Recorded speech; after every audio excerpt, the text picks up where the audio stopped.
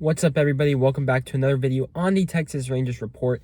And the Texas Rangers have signed left-handed relief pitcher Will Smith to a one-year contract worth $1.5 million. And in order to create room on the 40-man roster, we designated Mark Mathias for assignment.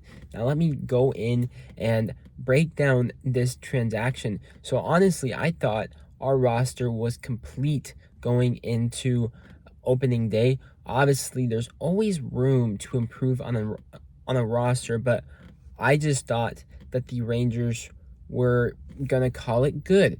But obviously, about a month ago, Brett Martin injured himself, and he's out for the year, or probably most of the year. So obviously, Will Smith will help fill that left-handed relief pitcher role, 6th, 7th inning.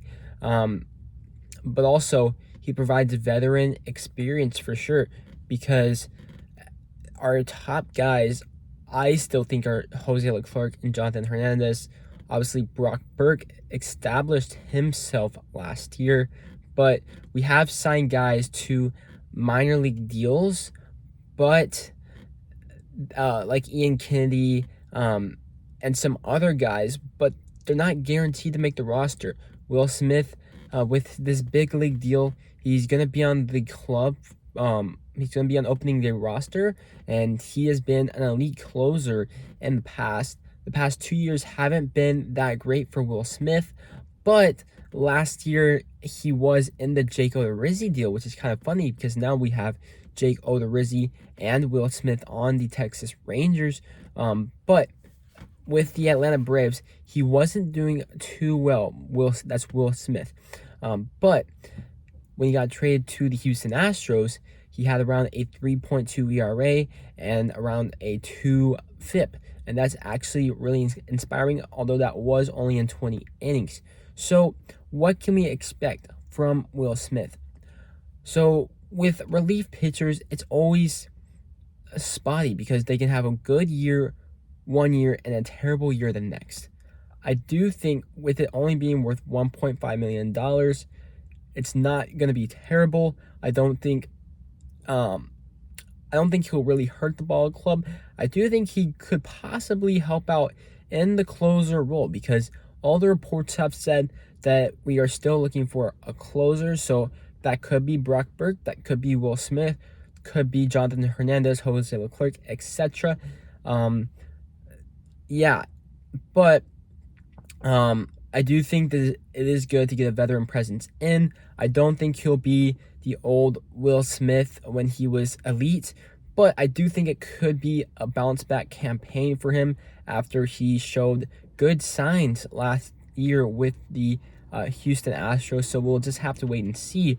But going on to the flip side of things, it was interesting to see that we DFA'd Mark Mathias or designated Mark Mathias for assignment, because going back to last year's trade deadline, that's who we acquired in the Matt Bush trade. Obviously, the other piece was Antoine Kelly, but Mark Mathias played pretty well in 2022, and I honestly thought he was going to get a decent shot at the left field,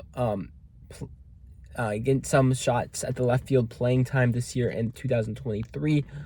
We will see if he clears waivers and can possibly get outright at AAA. But I honestly think a team will take a chance on Mark Mathias. Yes, he's not great defensively. His bat will have to carry. He honestly reminds me of the prototypical Nick Stolak or Andy Ibanez. Like, not really great at defense. The bat will have to carry. And if the bat doesn't carry, then what's the point? I do hope Mark Mathias does come back, because I have heard that he's been a gym rat this offseason, and he just followed Marcus Semien around all offseason. So we'll have to see. But you have to think a team like the Athletics or the Rockies will maybe find a way to claim him or make a trade. So that'll be interesting. And I know a lot of people in Discord or just on Twitter have said, why not Spencer Howard? I do think the Rangers still hope in Spencer Howard. And yes, he hasn't been great as a starter, but you still have to think, okay, this guy has good stuff that could translate into a bullpen role. So it's definitely interesting. And as far as the Matt Bush trade goes, you have to be scratching your head, like if Mark Mathias does leave the organization based off like a claim or whatever, it's like, man, what if we still had Matt Bush? Then we wouldn't really have needed to sign Will Smith, etc. But we'll still see, because Antoine Kelly was the prime trade acquisition. So hopefully he still pans out, because Kelly was having a good year with the Brewers, and then whenever he went over to the Rangers, it started to go downhill. So maybe he can find himself again. But he was playing as a starter, so maybe there's always hope for him as a bullpen guy.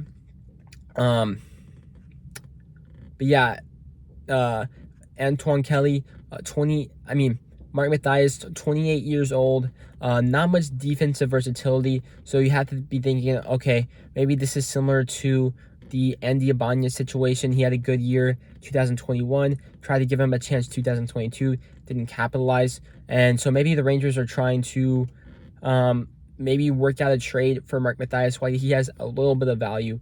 So we'll just see, because the expected numbers weren't really there on Mark Mathias for his baseball savant, etc. But there wasn't a lot of sample size. So I do think this is an interesting move by the Texas Rangers. You potentially get a closer, definitely middle reliever, left-handed option, and Will Smith. Good veteran presence. On the cheap for sure, but it was interesting to see Mark Mathias designated for assignment. If you like the video, please give it a thumbs up down below. We'll see what happens to Mark Mathias. Does he stay in the organization? Is there a trade? Does he just get claimed? And we'll see how Will Smith pans out. Is he going to replicate what he did down in Houston? I don't think he'll go back to his old elite self. I think it'll be more along the lines of just a good relief pitcher, or he'll be more like how he was with the Braves, not good. So probably just average or not good. So we'll see. If you like the video, please give it a thumbs up, subscribe, and I'll see you on the next one. Peace.